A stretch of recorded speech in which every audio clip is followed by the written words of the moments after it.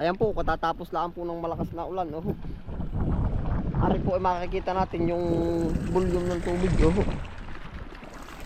Sa kabila po tayo halos wala nang parating na tubig. Pero ang lakas po ng dating. Oh. Yan, tayo po narito sa likod ng Espina at papunta din sa Pipinuhan at Upuhan. Update ko na rin po kayo din. Aba, awalan yung pagkakalakas ng volume ng tubig. Oh. Yan, katitila lang po. Aba, ay ari pala ay was out. Nalalampos po. Oh. Ari pala yung matata. Ari po naman ay may talim na ring ilang ampalaya. Butit makikita na natin ang problema nito. Oh. Yan. Ibig sabihin po nito, patay sa taas pero ganito kalakas ang volume. Oh. Siguro po ay pagsusukatin mula doon sa pinanggalingan ay mga 150 o magto 200 meters yung haba niyang ating kanal na yan. Tingnan mo naman ay nasakat sa ano, nasakat sa ano, sa flat, hindi kaya ng kanal. Dapat pala rin tatambakan po natin ang sako, pero gagawin muna natin ng kaunting paraan. Oh. Yan.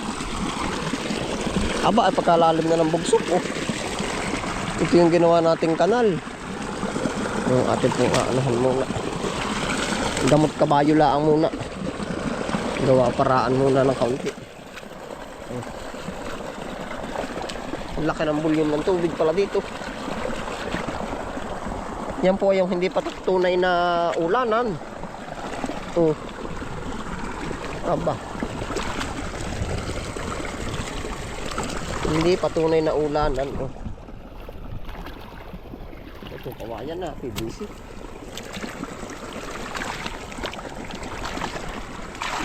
Yan, nabawas-bawasan na. Oh. Natambakan na natin ng kaunti. Hindi patunay na ulanan. Yan, ari po yung nangyari sa ating ginawang ano, balon. Balon yung ilog. Yan. Ay, nalalapyong din pala ito ng tubig. Aray, bubulasan natin. Oh. May na-shortcut pa din yung iba. Oh. Ay, butit na bisita natin. Oh.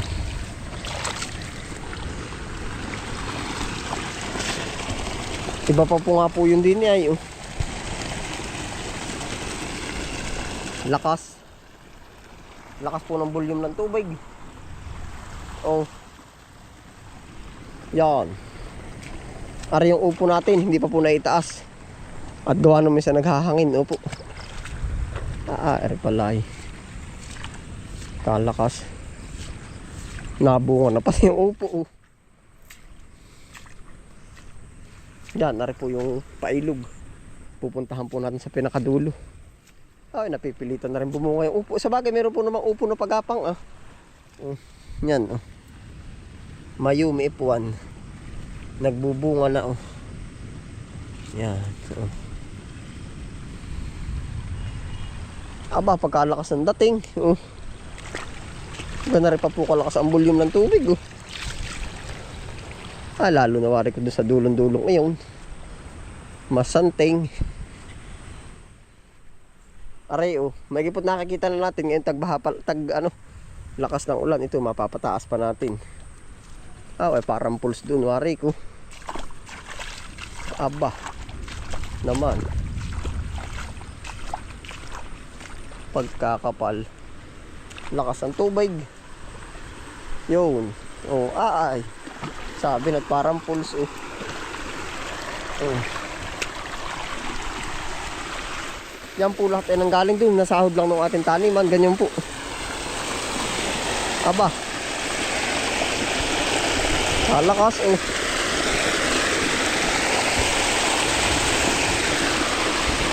Kaya po malaking tulong sa atin yang itong line canal na ito. Oh. Aba. Pagkalakas ng tubig. Laki ng volume.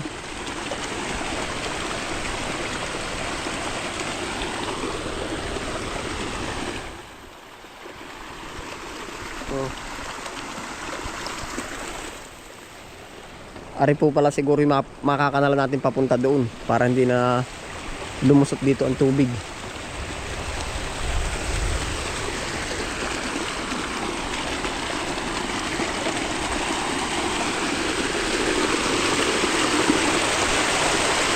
Oh.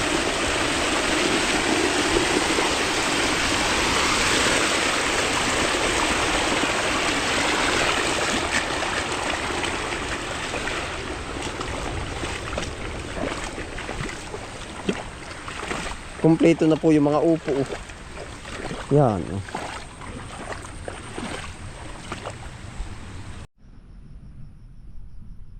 Di na po tayo umahon sa sagingan. Narito na rin po lang tayo sa labak. Check natin na rin mga ano, mga langka. Langka. Yan.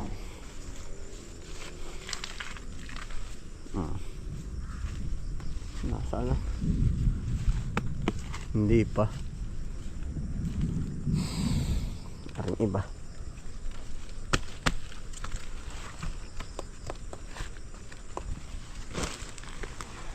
Hindi pa po.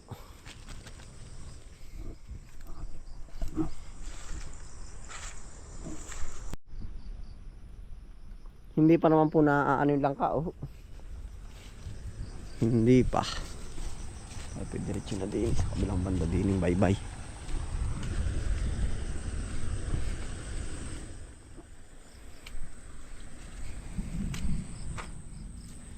Good news po sa ibang ano natin yung ating yung ulan. Oh. Gawa ng naet, nalabas na yung sitaw na po ito.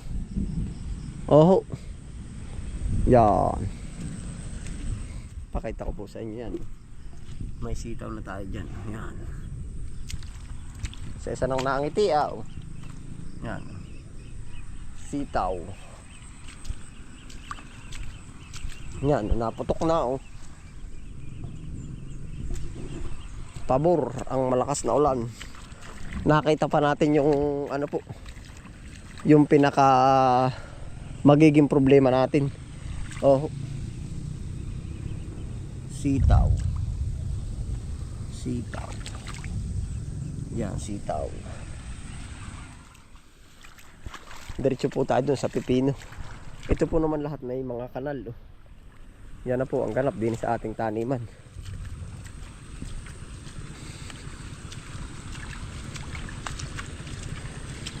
Yeah. Naglinis po nito sila ko Argil. Oh. Hindi na lang po napa-vlog sa atin.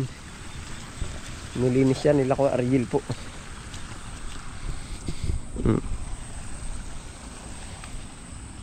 May sitaw na. Ready to ano na, oh.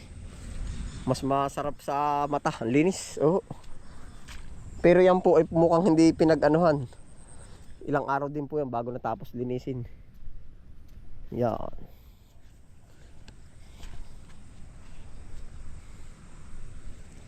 Ay, ayos na, oh. Gisaka na. Pabor na pabor po yung ulan, no. Gisak na ang mga ano, ang mga sitaw. Oh. Yan. Tapos ari po yung kapalit ng pipino na sabi ko sa inyo yan, no? Nagbubulaklak na. Atin pong papasyalan ari mga pipinong ari. Yeah. Oh. Bubunga na rin. Yan po pipino. Ito kakaabag, oh.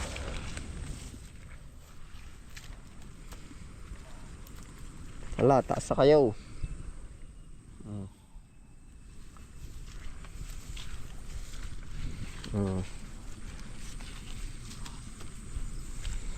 Bagsak presyo po ngayon ng pipino. 10 pesos po, parang gate.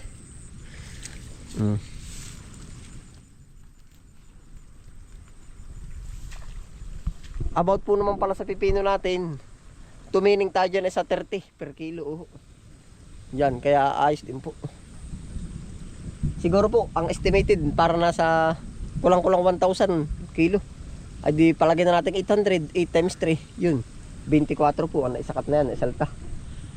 Naisaltang pera. Pang-upa din po. Pang-upa din. Naipa.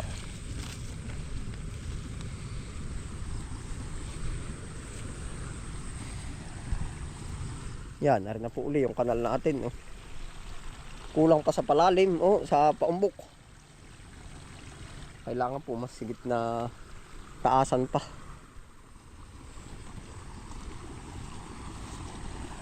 Yan, lakas ang volume ng tubig. Ayun, pwede rin pala naman pagka talagang emergency. Siguro palikuin natin doon para talon agad sa malalalim na palayan. Pwede rin pala. Ika-cut off na natin dito. Sagad ang salak. Sabay doon na papapatakin. Hindi na dadaan dito. Mangyayari lang po kung ito magiging gulayan ha. Dito na lahat talaga sa sentro. Lakas po ng volume oh. Aba.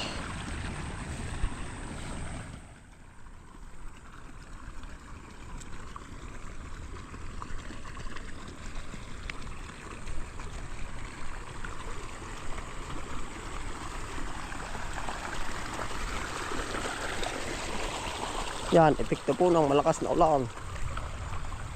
Nalit-lit na tila na po ay. Oh, dito yung pinakamalaki. Gawa ho ng ari. Nagko-crossing na doon. Oh. Yan, siguro po naman ay ano natin, episode. Memorize na rin nyo kahit pailog. Napapaganon yung mapa ng pailog natin. Umikot doon. Magkasama rin itong dalawang ito. Kaya po yan pinaghihiwalay lang natin para mapapunta sa ibang balon. Opo, yan ang design na yan.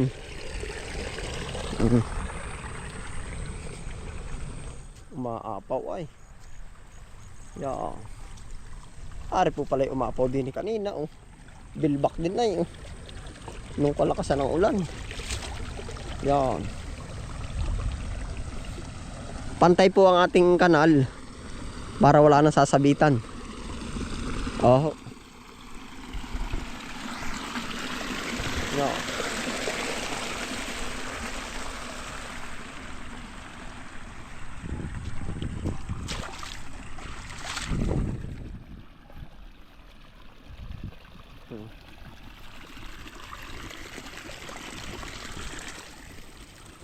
Dire-diretso po yan hanggang doon sa dulo.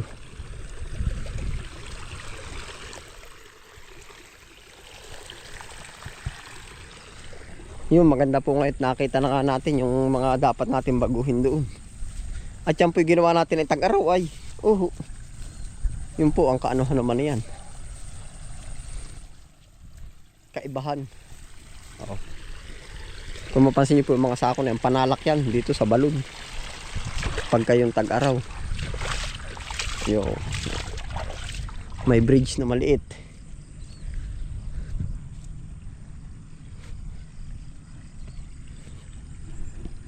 Ayan na po, ang ganap sa ating taniman. Ano po? Ayun, salamat po sa inyong pagsama. Ingat po ang lahat.